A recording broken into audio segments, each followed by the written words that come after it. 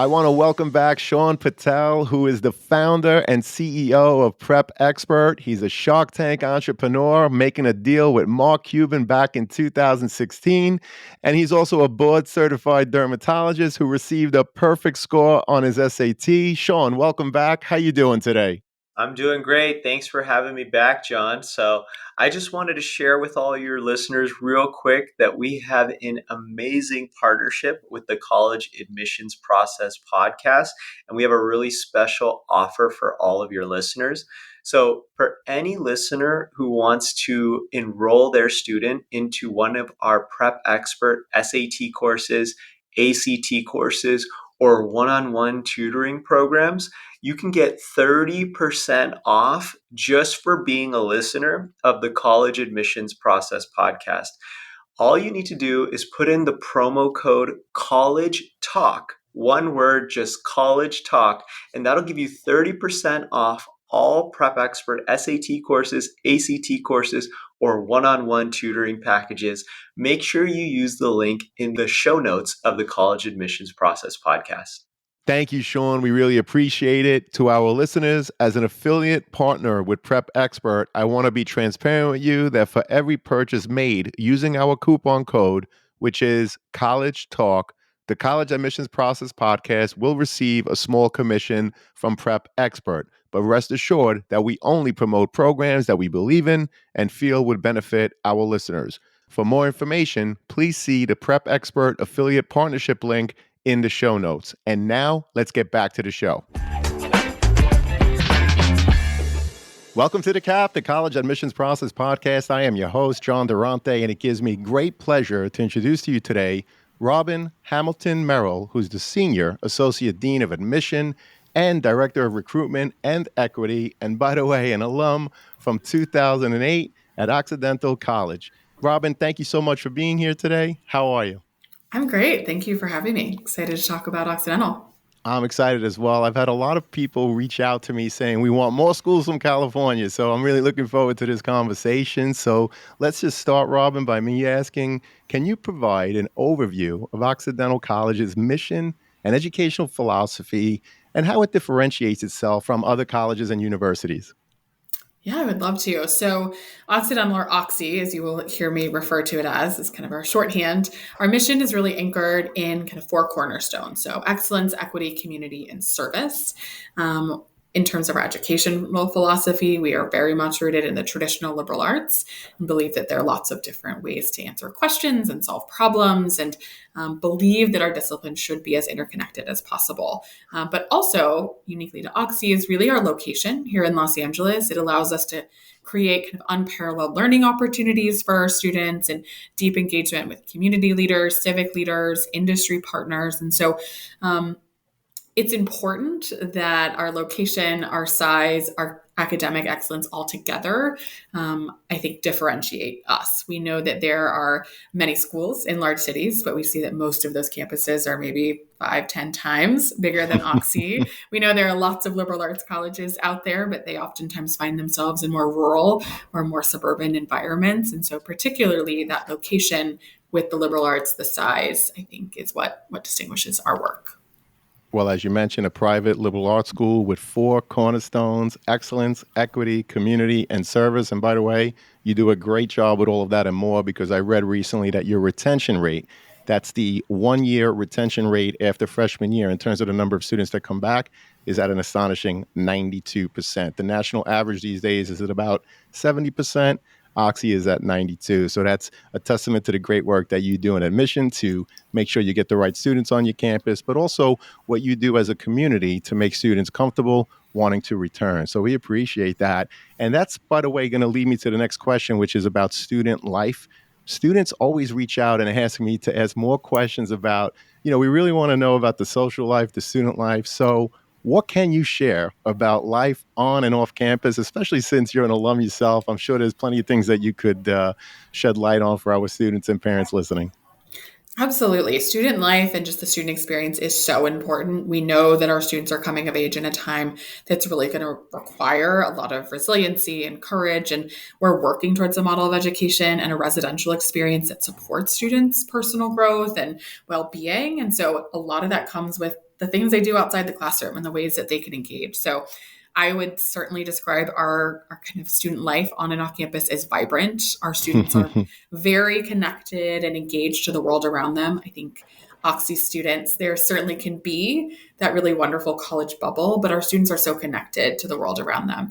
You can be on campus and have the student government and work for the radio station and be involved as a resident advisor living on campus, but you can also walk 2 blocks off campus and be in a large commercial area in a neighborhood in Los Angeles and feel like you're having an experience that's wholly separate from your college experience. And so I think that combination is really neat.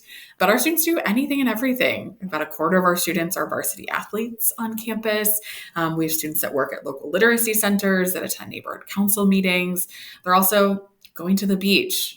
They're going to concerts in the local area. They're taking advantage of other cultural opportunities. We are about 1.5 miles from a metro stop. So contrary to popular belief, there is public transit in Los Angeles. Not quite what's offered in a few other cities, but we do have it and our students utilize it. We're 3 stops from downtown. Students can pop into Chinatown, into the Arts District. They can go to an LA opera performance or an exhibit at the Broad Museum, a jazz night on the lawn, things like that that are really accessible. So it's a neat combination. I really think the best of both worlds, that if you are a student that wants a smaller community and wants a little bit more of that intimate environment, you can start a club or organization that really speaks to your interests, whether it's like reading murder mystery book clubs or starting a political organization, or you can be out in the city. And most of our students do both.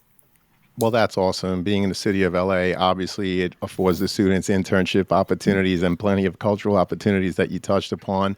I was curious, though, in terms of it being a commuter school on the weekends, do students stay on campus or do many run home on the weekend?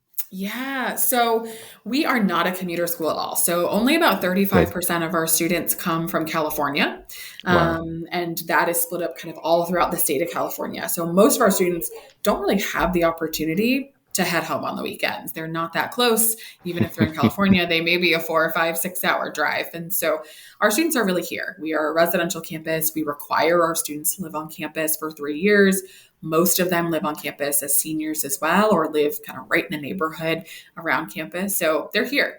And so it doesn't mean they're sticking on campus. They may be hanging out during the day or the evening with friends or with their sports team or their club organization to adventure into the city of LA. But there's also events happening on campus. There are speakers, there are concerts, there are movie nights. We have a really amazing gaming space on campus. So students have things to do here and in LA on the weekends.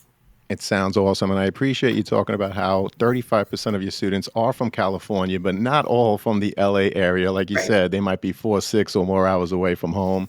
So that means that 65% obviously are from out of state. And so, like you said, they are here. The students are there on campus, thriving, having a great time. And again, I point back to that 92% retention rate.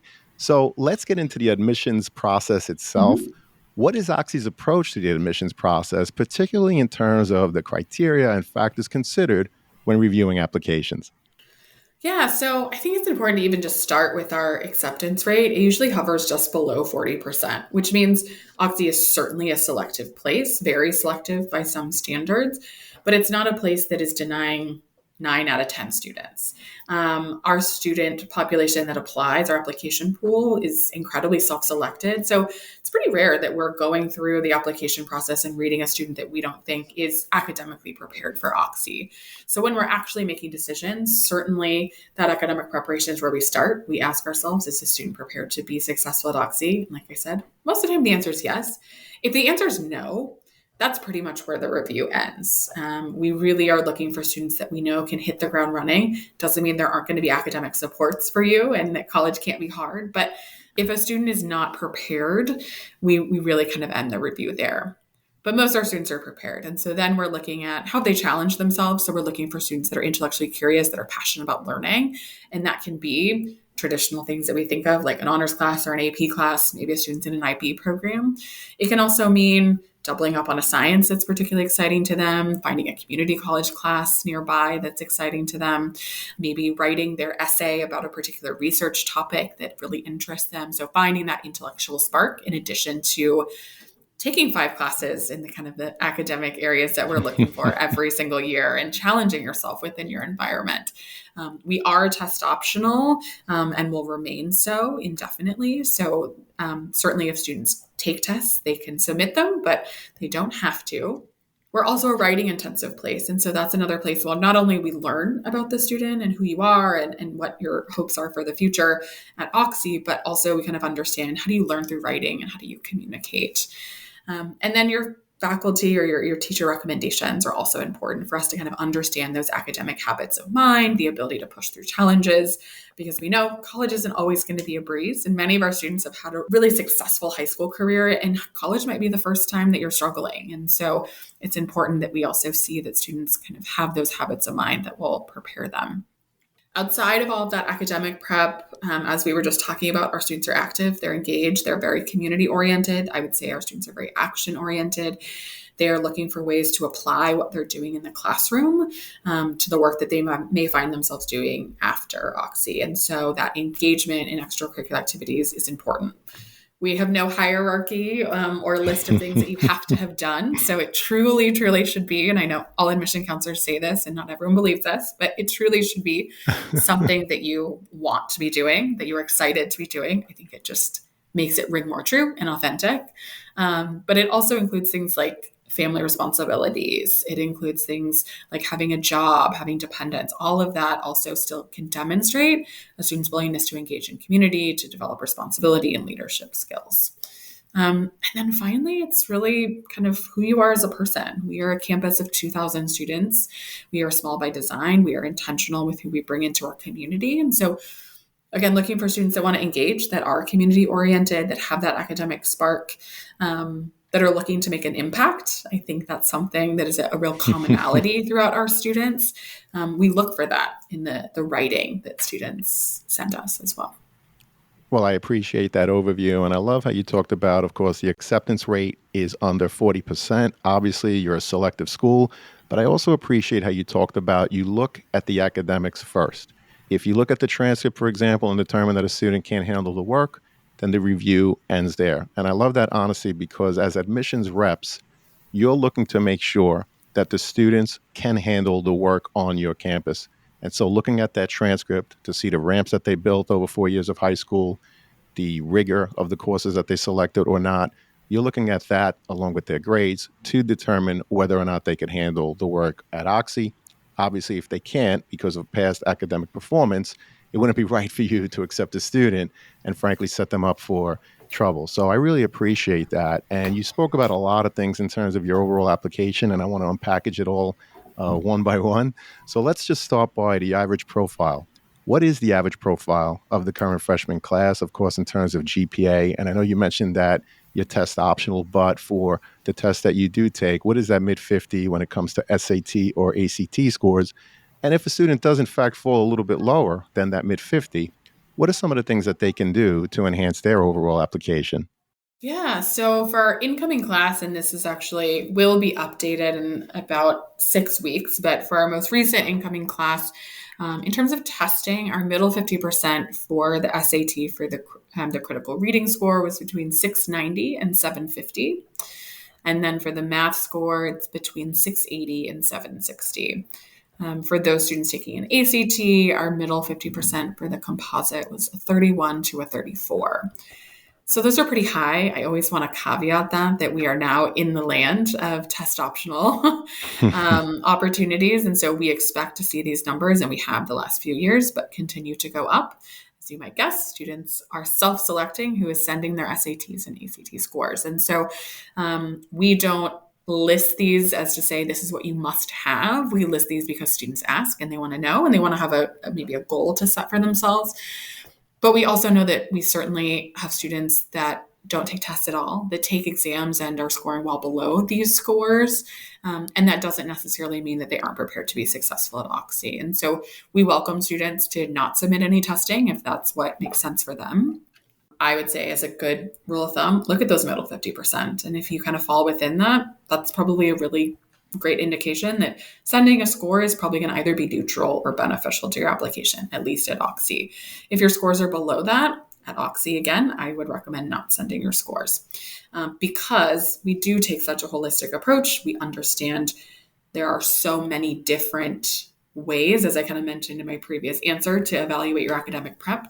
We don't need those test scores. We're not going to make any assumptions about students, about whether or not they took them or not, if we don't see them.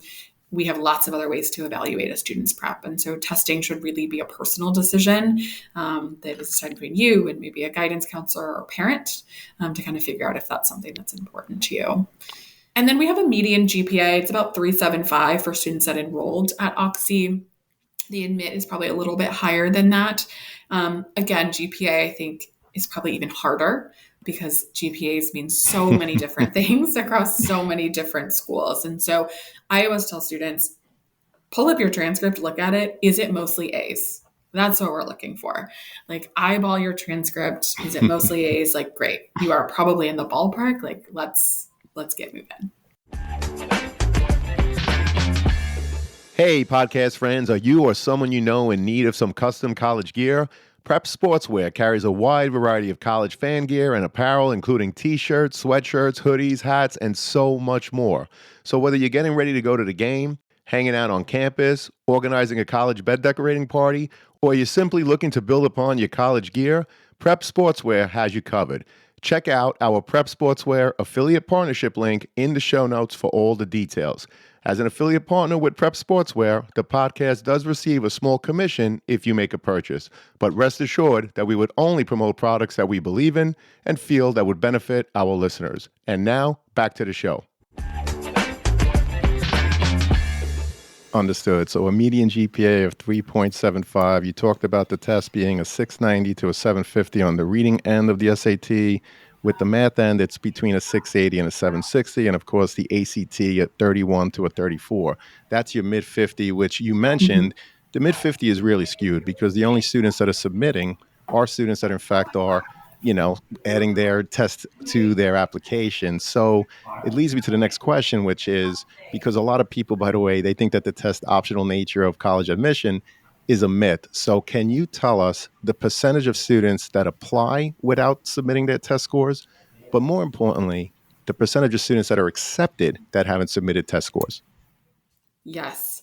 So for those numbers that I just gave you, and that's kind of the best, kind of most complete applicant pool, 39% of our students who enrolled submitted test scores. And we've seen that pretty consistently over the last few years. It really is kind of a 60%, not 40% submitting. And we don't see that really changing from application to enrollment. So we're not seeing that only 40% are applying with test scores, but then 80% of the students that are admitted have them. We really don't see that. So it truly is kind of an even spread between application and enrollment. Well, I appreciate that insight because if you look at your mid 50, of course, earlier we said it's skewed, right? It's higher than it used to be because only students that are happy with their scores are submitting as opposed to everyone having to submit.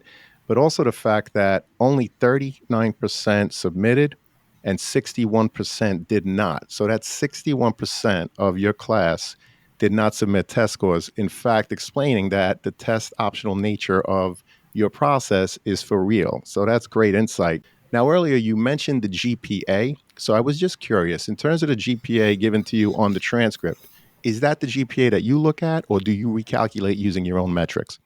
Great question. So we will do a little bit of both. So traditionally for the selection process, we are looking at what the school gives us because it's oftentimes the most accurate understanding of the context of the school, how you are performing within the resources available to you, and the expectations set by the teachers and the administration there. So we will spend a lot of time with that GPA. Some schools don't calculate GPAs. Some schools we see really, really, really significant weighting. So sometimes we will recalculate it if we're like, this just is going to really skew numbers or it doesn't make sense within our process. But ideally, we are really looking at like a weighted GPA. And if a school does have rank, we're looking at a weighted rank. Those are the things that we're looking at for selection. When we report out, so when we talk about that 3.75 number, we do unweight and recalculate all the GPAs for our own reporting. So it is a little misleading because that 3.75 is out of 4, even though most of our students, we see GPAs well above that and out of numbers much above 4. Well, of course, we appreciate the insight. And what about demonstrated interest? What are some of the things that students do to demonstrate their interest in Oxy? And is that something that comes into your overall review process at any point in time? Yeah, it's something that we have newly begun looking at. And I would say more than demonstrated interest, it's demonstrated disinterest for us. We see that in most cases, our students have done something to connect with us. They've come to campus and visited, they've popped into a high school visit when we've traveled to visit their area, they've come to a college fair. And so most students have done something, and we aren't expecting students to go above and beyond. And we also certainly have different expectations from a student that maybe is at a high school around the corner versus a student across the country. We understand that there are different limitations and resource constrictions that mean maybe you're not going to be able to visit campus, or maybe you're not able to visit campus until you've been admitted to certain campuses. But there are also ways for us to kind of look and see, like, this kid's never been to our website, they've never attended a virtual event. We've visited their high school 3 times in the last year. They've never shown up. And so oftentimes it's that sort of disinterest that we see that is more impactful when we're looking at students and deciding. We kind of have to make those final decisions. Well, I appreciate you sharing that. And you're the first rep, by the way, who talked about demonstrated disinterest. We've spoken Yes. about a lot of things, but you're the first rep to say that. And I love that because if you see that a student is not engaging in your emails, and what I mean by that is not only opening it, but if there are links, I know that you have ways to track if they open the link, how much time they engage with the link, if they visited, whether it's at a local college fair or at their high school. These are things that students, you should do it. You should do it, Yes. regardless of whether a rep says that they track it or not. You should do it, number one, for your own research so that you really get a feel whether or not the school is the right fit for you. But again, Robin, I appreciate you talking about demonstrated disinterest. And so if you see a student who frankly is not interested, you're going to probably put them in the maybe or worse, the no pile. So that's great Yeah. insight. And so digging deeper in terms of your overall application process, when reviewing applications from various high schools from throughout the country, how do you take into account when one student's school may offer, for example, 20 AP courses, while another may only offer 5? So, how does that look when you're comparing applicants? Yes, I know this is always a big concern for students and families, or they have friends at other schools that are going through the process and wondering how they're going to stack up. I always try to remind students and parents when I'm talking to them to put this kind of question in the box of things you really can't control, and know that that's why you have professional admission counselors, that we spend our whole year getting to know students, getting to know your counselors, and getting to know your high school. That's why we have territory managers. We are going to worry about how to dig in and understand the context of students' high school, um, and why a GPA might look really different from one student that's admitted to another. We spend time learning about these schools. And so when we think about a student that has challenged themselves, that has prepared themselves, we always also say that within the context of their environment, within the resources available to them. And that can also extend even beyond a school, but to a community, to a home situation. If they, again, have work, family responsibilities, dependents, that can also impact their ability to pursue rigor or pursue some of the extracurricular activities and things like that. So if you go to a school that has 30 AP classes, awesome. You're going to be wonderfully prepared, assuming that you actually take advantage of them. So we may have a student that's at a school taking 5 AP classes where 30 are available, and a student at a school where 5 AP classes are available and they took all 5. We're going to review those students really differently because we are thinking about what options did you have, what opportunities were available, and how did you push yourself.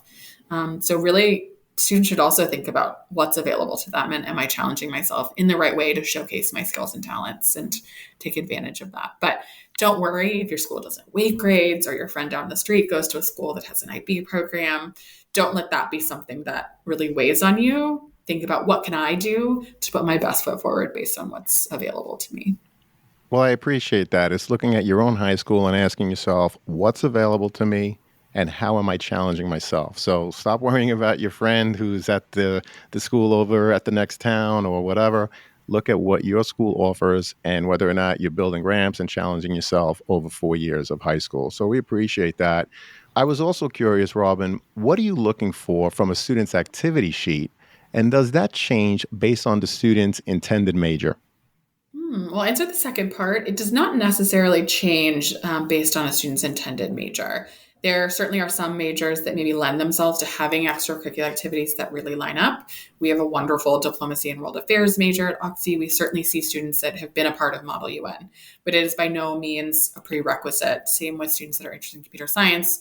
If they didn't have AP computer science at their high school, we're not going to expect to have seen it taken. Even if they did, we're not going to expect that it's something that's taken. But certainly, we do see students that sometimes really align their extracurricular activities with their academic interests, and that's wonderful, but not required. What we're looking for, again, kind of just depends on what a student's interested in. I try to remind students that they don't have to be everything to every college they apply to. We talk a lot, or you hear a lot about, oh, well, you want to be a well rounded student. Sometimes, if that authentically comes naturally to you, if you're a student that really enjoys playing on the sports team and also being in the choir and also having a part time job, that's wonderful. But maybe you're a really high level athlete. You're being recruited by the college that you're applying to, and you're spending 4 to 6 hours a day at practice. That's probably going to really limit your other opportunities. But that's also going to communicate to us a level of commitment, of responsibility. You likely have gained a leadership role in that position. And we can find someone else that plays in the band or is in the choir or has that job. And so it's always a reminder to students that we are creating a class at Oxy of 534 other students. And so you don't have to fill every single gap that we're looking for. So I think authenticity in terms of choosing the activities you're interested in, ways that you can demonstrate responsibility and leadership are always helpful. And certainly some longevity in activities is always helpful. Well, I appreciate how you talk about that there's no prerequisite in terms of the extracurricular activities, but that you want to see what the students' interests are outside of the classroom. Like you said earlier, you're looking at the transcript to determine whether or not a student can handle the academic role at Oxy. And I would imagine, and tell me if I'm wrong, you're looking at the activity sheet to also try to get an idea of the type of student, the type of roommate, the type of community member that the student is going to be. Is that right, Robin? Exactly. Yes. We, again, are a small school on purpose. And there are a lot of opportunities. And so we need folks to run the radio station and to be on the sports teams and to be involved in community service or community engagement programs. And so, yeah, we're looking for students that are going to engage. And I think even in these examples, we always talk about these very extroverted activities. There are also ways for those students that maybe spend less time on a team sport, focus more on something more introverted, and that's also welcomed as well. We have students that are gamers, students that have been writing their own novels, students that are involved in a book club online or other online communities, and that's okay as well. There's lots of different ways to engage. You don't have to be in all of the kind of extroverted back of the yearbook activities that we think of. Well, that's awesome. And you spoke earlier about showing responsibility, leadership, but also consistency. Many times students wake up in junior year and they say, oh boy, I have to do college applications. I haven't been involved in anything. And all of a sudden in junior year, they're in 10 activities when they had very little prior. Admissions reps can see right through it. So it's very important, students, to start early, get involved, stay involved, try to show some consistency. We've heard many times in the podcast, it's quality over quantity. So we appreciate that, Robin. Another big piece is the cost of attending colleges. So the cost is clearly a major consideration for many students and their parents. Where can your net price calculator be found, and how accurate is it regarding overall costs and merit aid? Yes. So our net price calculator can be found on our admission website. One of our main headers is cost and financial aid. It is right on that top level page. We update it every year, usually towards the end of the summer. So I tell students kind of after that common application opens, that's about the time that net price calculator gets recalibrated to new costs and prices. So that's a good time to start looking at it. And also remind students and parents that the better and more accurate information you put in, the better and more accurate information you can put out. But I think it does a pretty good job of really replicating how we package students. Our net price calculator only considers need-based aid. We do have a small merit aid program or merit scholarship program, but that is not considered in the net price calculator. And purposely, again, as I mentioned, it's a small program. Our merit scholarships don't cover full tuition or really anything that close to it. So we want students to really be thinking, assuming I get no merit aid, Is this a place that's affordable? Can my student and family afford to come to Oxy next year? We are a place that meets 100% of demonstrated need. We cap loans. We have about 17% of our students are Pell eligible students. And so we certainly see that Oxy is an affordable option for most families, but we do want it to be a consideration and not something that students think about in March when they get the acceptance letter and then flip to the next page and are like, oh my gosh, what does it cost to go here? We hope that it's something that students and families are considering throughout the process, and having realistic and sometimes difficult conversations with students. Well, I always put the Office of Undergraduate Admission in the show notes. Robin, if there are any other links related to your net price calculator or anything else, just send them to me. And of course, we'll make them available to the students and parents in the show notes. And can you explain what about opportunities for students that may have had an IEP while in high school? What programs do you have in place in terms of helping them to continue to be successful once they're on your campus? Yeah, we have a wonderful Office of Disability Services that work with students that need support around learning or have physical disabilities and need support around residential life, navigating classes in campus.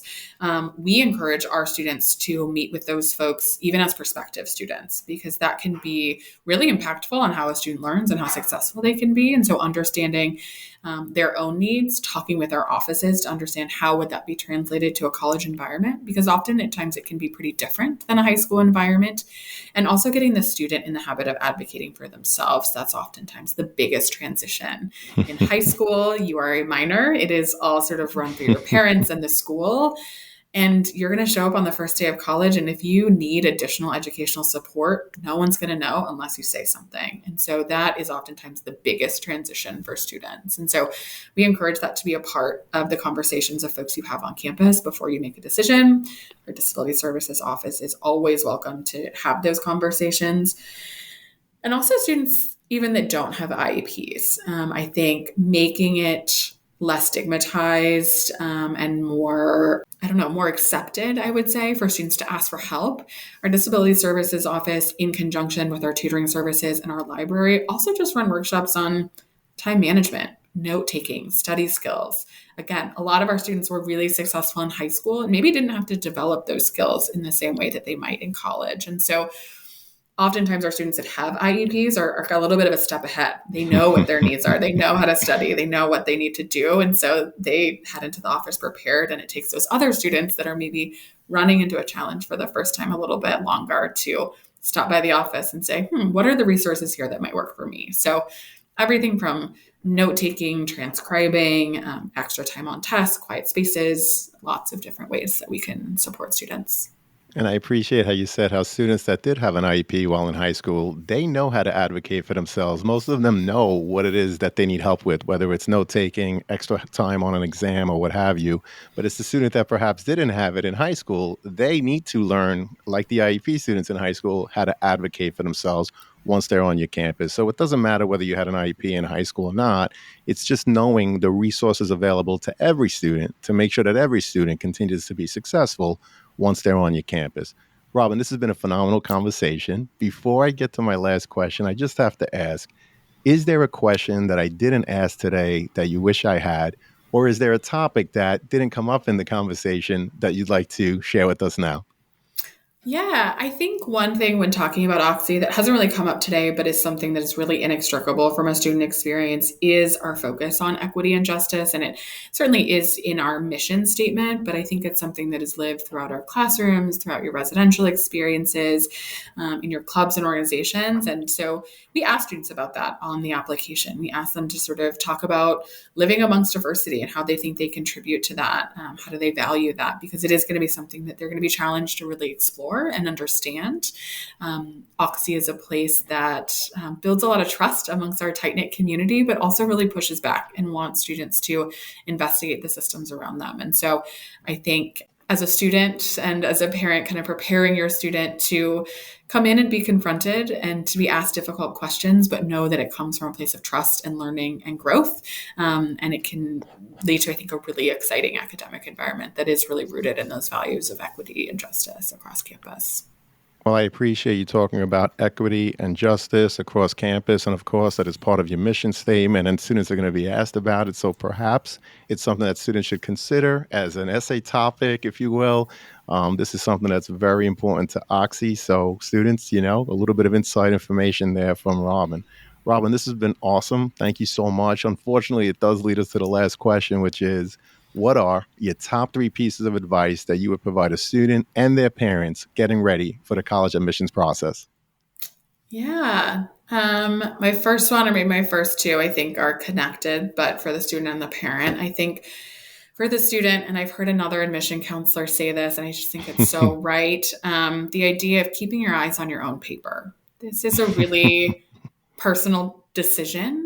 It's an important decision. I'm not going to tell you it's the most important decision you will make throughout your life, but it is one of your first adult decisions. And so, what your best friend is doing, or your cousin did before you, or mom and dad did, is not material to this process. What's material to this process is you authentically researching schools, authentically putting yourself forward in that application, and really understanding what you need to be successful in a college environment. And so, not worrying about where everyone else is going or how they're applying or when they applied, but really focusing on what's important to me.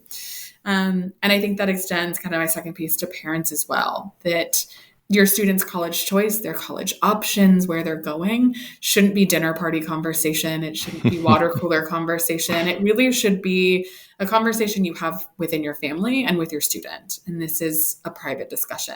Doesn't mean you can't seek out help or ask for resources and talk to parents that have been through it, but really allow your student to guide this process and keep it with them and keep it within your family.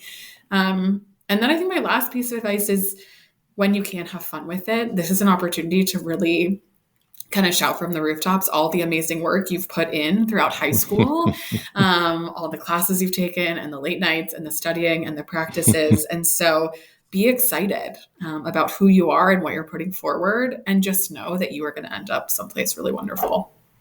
Well, that's awesome. I particularly love how you talked about keeping your eyes on your own paper because, as you know, there's over 4,000 colleges and universities throughout the United States alone.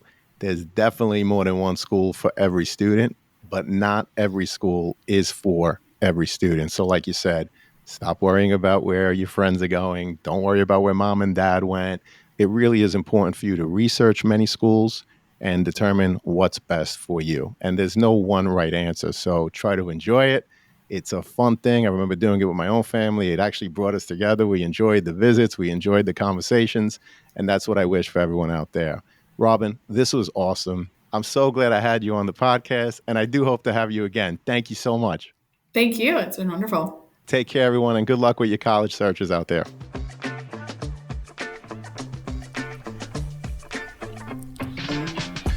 Thank you for joining us on this episode of the CAP, the College Admissions Process Podcast. We hope you enjoyed the show. If you did, please don't forget to tell a friend and follow us on Facebook, Instagram, Twitter, and wherever you listen to your podcasts. I am your host, John Durante, and I look forward to seeing you on the next episode of the CAP. What's up, podcast friends? I'm happy to announce that we've teamed up with some fantastic affiliate partners to further enhance your overall college journey. So do you or someone you know needs stylish dorm decor, trendy college apparel, or top-notch test prep? Whether it's creating a cozy home away from home, flaunting the latest in college apparel, or securing top-notch test prep help, we've got you covered. Check out our affiliate links in the show notes within each of these categories, which we believe will help you, our listeners. Please note that if you make a purchase through any of our affiliate links, the podcast does get a small commission. But rest assured that we would only promote products that we believe in and feel would benefit you, our listeners. So check out the links in the show notes and share with anyone you think may benefit. Thank you all, and best wishes.